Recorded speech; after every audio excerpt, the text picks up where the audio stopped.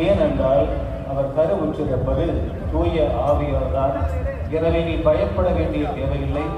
அவர் கருவுற்று ஒரு மகனை பெற்றெடுப்பார். அந்த மகனுக்கு இயேசு என்று பெயரிடுவீர்.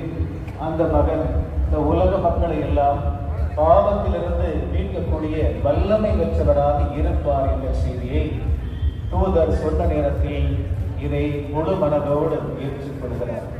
கலக்கமின்றி தயக்கமின்றி கடவுள் மீது நம்பிக்கை வைத்த காரணத்தினாலோடு ஏற்பதற்கு அவரால் முடிந்தது.